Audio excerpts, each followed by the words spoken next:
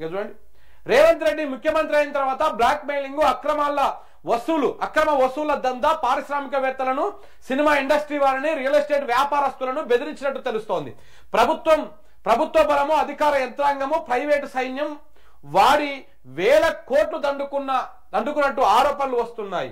రేవంత్ వసూళ్ల కోసం తన సోదరుడు తిరుపతి రెడ్డి, కొండలరెడ్డితో పాటు ఫహీం ఖురేషి, రోహిన్ రెడ్డి, వేం నరేందర్ రెడ్డి పనిచేస్తున్నట్టు ఇప్పుడు మంత్రి కొండా సురేఖ కూతురు సుష్మితా పటేల్ చేసినటువంటి ఆరోపణలతోటి చాలా స్పష్టమైపోయింది. ఇదంతా కూడా స్పష్టం చేశారు. రేవంత్ రెడ్డి తమ్ముళ్ళు మంచిరేవులలోని ఓ భూమిపై కన్నేసినట్టు తెలుస్తోంది. అయితే అక్కడ విలాస్ కట్టుకుంటున్నటువంటి కొందరు వ్యక్తులు దారి కోసం ఎండోమెంట్ భూమిని అడిగారని, అది ఇస్తే పక్కనటువంటి ప్రైవేట్ ల్యాండ్ ఇస్తామని చెప్పారని అన్నారు. ఆ ఫైల్ మీద కొండా సురేఖ సంతకం చేస్తే జపాన్ లో ఉన్నటువంటి రేవంత్ రెడ్డి ఆ ఫైల్ ను ఆపించాడని తెలిపారు. ఆరా తీస్తే ఆ భూములను కబ్జా చేయాలని రేవంత్ రెడ్డి బ్రదర్స్ చూస్తున్నారని తెలిసిందని కొండా సురేఖ కూతురు చాలా స్పష్టం చేసింది. అందుకే కొండా సురేఖ సంతకం పెట్టిన ఫైల్ ను రేవంత్ రెడ్డి ఆపేశాడని కొండా సురేఖ కూతురు సుష్మితా పటేల్ స్పష్టం చేసింది.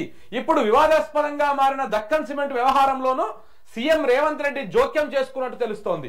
రేవంత్ ముఖ్య అనుచరుడిగా ఉన్న రోహిన్ రెడ్డిని పిలిచి మాట్లాడి సెటిల్ చేయాలని చెప్పడంతో సుమంత్ను పిలిచారని తెలుస్తోంది.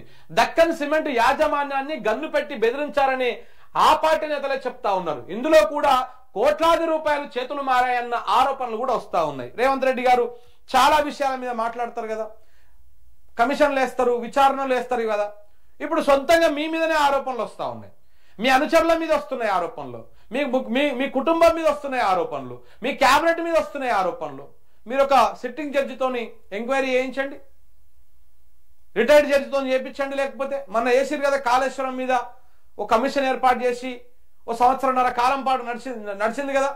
సేమ్ అట్లనే ఈ నేర సామ్రాజ్యం మీ మీద ఇన్ని ఆరోపణలు వస్తా ఉన్నాయి. మేము అనుకుంటా ఉన్నాం తెలంగాణ ప్రజలుగా, మా రేవంత్ రెడ్డి గారు చాలా ఏ అభం శుభం తెలియనటువంటి ఒక మంచి నాయకుడు, అనవసరంగా ఆయనకి బురద ఊస్తా ఉన్నారని చెప్పేసి తెలంగాణ ప్రజలు మేము అనుకుంటున్నాం. కాబట్టి మీరు నిజంగానే అట్లనే అంత స్వచ్ఛలుడైతే మీరు ఒక ఎంక్వైరీ చేయించుకోండి, సొంతంగా మీ మీద, మీ కుటుంబం మీద చేయించండి, వస్తున్నటువంటి ఆరోపణల మీద చేయించండి. లేకపోతే సుష్మితా పటేల్ మీద కేసు పెట్టండి, ఆమె ఆరోపణలు చేసేందుకు అబద్ధాలు చెప్పిందని ఆమె అరెస్ట్ చేయండి, కొండా సురేఖని బర్తరఫ్ చేయండి క్యాబినెట్కి వెళ్ళి. లేకపోతే ఇన్ని ఆరోపణలు వస్తా ఉన్నాయి. అసలు ఈ రోహిన్ రెడ్డి ఎవరు? దక్కన్ సిమెంట్స్ అక్రమాలకు పాల్పడతా ఉంది. ప్రభుత్వ భూములన్నీ వాళ్ళు వందల ఎకరాల భూములని వాళ్ళు అక్రమంగా కబ్జా పెట్టిర్రు, లేకపోతే పర్యావరణాన్ని ఆగం చేస్తా ఉన్నారు. ఇవన్నీ కూడా ఉన్నది. అసలు రోహిన్ రెడ్డి ఎవరు? రోహిన్ రెడ్డికి ఏం సంబంధం? ఆయన ఏమన్నా ఆ సంబంధిత శాఖకు మంత్రి? ఏదైనా ప్రభుత్వంలో ఆయన ఏమన్నా పదవి ఇచ్చిర్రా? పార్టీ పరంగా మీ పార్టీ నాయకుడు అంతే. ఆయన ఎందుకు సెటిల్మెంట్ చేస్తా ఉన్నాడు? ఆయనకేం సంబంధము? అసలు రోహిన్ రెడ్డి పాత్ర ఏంటిది ఇందులో? ప్రభుత్వాన్ని ఆయన ఎట్లా ఏ రకంగా రిప్రజెంట్ చేస్తారు? ఇవన్నిటికీ సమాధానం చెప్పాలి ముఖ్యమంత్రి రేవంత్ రెడ్డి గారు. మీరు మీ ఆదేశాలు లేకుండానే రోహిన్ రెడ్డి మాట్లాడిండు, అప్పుడు అట్లనే చెప్పండి. నాకేం తెలియదు, రోహిన్ రెడ్డి పోయి మాట్లాడిండు, అసలు రోహిన్ రెడ్డి ఎవరో కూడా నాకు తెలియదు అని చెప్పేసి చెప్పండి. ఇవన్నిటికీ ఆరోపణలు చెప్పకుండా మౌనంగా కూర్చుంటాం, మా మీద ఆరోపణలు వచ్చినప్పుడు సైలెంట్ గా ఉంటాం అని చెప్పేసి మీరు ఇలా ఉంటే ఎట్లా? ఎవరు మాట్లాడతలేరు, కాంగ్రెస్ మంత్రి మాట్లాడతలేరు, ఎమ్మెల్యేలు మాట్లాడతలేరు, కాంగ్రెస్ నాయకులు మాట్లాడతలేరు, నోరు మూసుకొని కూర్చున్నారు. ఇక అధికార ప్రతినిధులు అయితే ఏ టీవీలకు పోయినా కానీ అది చిన్న విషయం అని కొట్టి పడేస్తారు. సిగ్గుండాలి కొంచెం అన్న. నిజంగా కూడా బాధ అనిపిస్తా ఉంది. వీళ్ళు వేసేటువంటి లంగ దొంగ దందాలన్నింటికీ పాపం ఈ అధికార ప్రతినిధులు ఈ టీవీలలో కూర్చొని కవర్ చేయాలి. వాళ్ళకి వచ్చేది లేదు, పోయేది లేదు. ఈ కవర్ డ్రైవ్లు చేయాలి పాపం వాళ్ళు ఆడ కూర్చొని. ఇంకా దాన్ని మళ్ళీ ఇంకెక్కడికో తిప్పి ఇంకేదో మాట్లాడేసి ఏదో చేసి చెయ్యాలి. సో ఇదంతా కూడా నడుస్తూ ఉంది వ్యవహారం. దీని అన్నిటి వెనకాల ఉన్నది ఎవరు? నేను అదే చెప్తున్నా, మీరు ఎంక్వైరీ చేయించుకోండి. ఎంక్వైరీ చేయించి మీరు నిజంగా ఏ తప్పు చేయనోళ్ళైతే, మీది నేర సామ్రాజ్యం కాకపోతే, కొండా సురేఖ కుటుంబం చేసినటువంటి ఆరోపణల మీద మీరు ఎంక్వైరీ చేయించుకోవాలి. గన్ను పెట్టి బెదిరించడం ఏంది? రోహిన్ రెడ్డి ఆఫీస్కి ఎందుకు పోయారు? రోహిన్ రెడ్డి ఏమైనా క్యాబినెట్ మినిస్టరా, లేకపోతే ఏమన్నా ప్రభుత్వంలో ఆయన కీలక సలహాదారుడా, లేకపోతే ఇంకేంటిది? ఈ దందాలేంది, ఈ బ్యాగులు మోసుడేంది, కోట్లలో ఉన్న వ్యవహారాన్ని మీరు కూర్చొని మాట్లాడేంది, ఈ సెటిల్మెంట్ ఏంటిది? ప్రభుత్వాన్ని నడుపుతా ఉన్నారా మీరు? రియల్ ఎస్టేట్ డాన్ ఒక డెన్ను నడుపుతా ఉన్నారా? ఏం నడుపుతా ఉన్నారండి ముఖ్యమంత్రి గారు? మీరు ఏ విషయం మీద మీరు మీరు ఈ రోహిన్ రెడ్డిని పంపించారు? ఏ హోదాలో పంపించారు ఆయన నాడికి? రాష్ట్రంలో కొన్ని ప్రముఖ సంస్థలు వెళ్ళిపోవడం వెనకాల కూడా రేవంత్ అవి ఏవైతే మేడిగడ్డ ఇష్యూ ఇదంతా ఉందో దీంట్లో ఎల్ఎన్టీని లిటరల్లీ బెదిరించినటువంటి సందర్భాలు కనపడతా ఉన్నాయి. వాళ్ళు వచ్చి మేము అర్థమయ్యా 200 కోట్లు అవుతుందో 300 కోట్లు అవుతుందో అయినా మేము కట్టిస్తాము, ఆ మేడిగడ్డ బరాజులో ఏవైతే 2 పియర్స్ కుంగిపోయినాయో దాన్ని మళ్ళీ మేము రీకన్స్ట్రక్షన్ చేసి ఇస్తాము, మాకు ప్రాపర్ రిపోర్ట్ ఇవ్వండి, ఎందువల్ల కూలిపోయింది, దేనివల్ల కూలిపోయింది ఇవ్వండి అంటే నా ఎన్డీఎస్సీ ఇయ్యదు, నా కమిషన్ ఇయ్యదు, మీరు వేసినటువంటి ఇంకో విజిలెన్స్ కమిషన్ ఇయ్యదు, ఏది ఇవ్వదు. ఎందుకు ఇవ్వదు? ఎల్ఎన్టీ నుంచి కావాల్సినటువంటి ముడుపులు రాలేదని ఇట్లా ఎల్ఎన్టీ మీద బెదిరింపుల ధోరణి, ఎల్ఎన్టీ సంస్థలను ఆ ప్రతినిధులను అరెస్ట్ చేస్తామని బెదిరించడంతో వాళ్ళు వెళ్ళిపోయారని చెప్పేసి బీఆర్ఎస్ నాయకులు మాట్లాడుతూ ఉన్నారు. మరి ఈ ఆరోపణలు మాత్రమే ఇవి వాస్తవాలు కావు అని చెప్పండి మీరు కాంగ్రెస్ నాయకులు. వాళ్ళు మాట్లాడిన అబద్ధాలు అసలు వాస్తవాలు కానే కావు అని చెప్పేసి చెప్పండి. అది చెప్పరు. హైడ్రా పేరుతోటి పలువురు సెలబ్రిటీలను కూడా బెదిరించినట్లు అప్పట్లోనే జోరుగా ప్రచారం జరిగింది. హైడ్రా పేరుతోటి మరి నిజంగానే జరిగింది.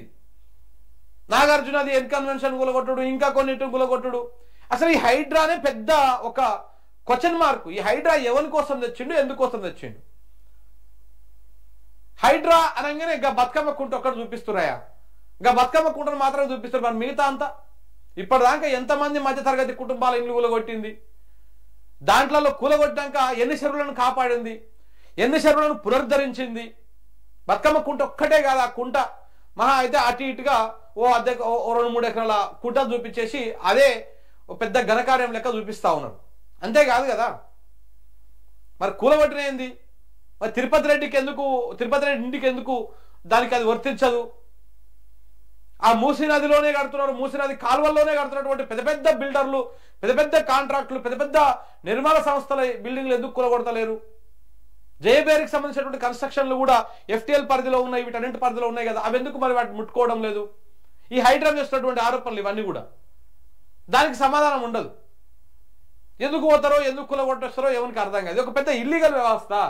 ఈ హైడ్రాని మీరు గుర్తుపెట్టుకోండి. హైడ్రా అనేటువంటి దాన్ని అడ్డం పెట్టుకొని ఎన్ని వేల కోట్లు చేతులు మారినాయో దీని మీద విచారణ జరగాల్సినటువంటి అవసరం ఉన్నది.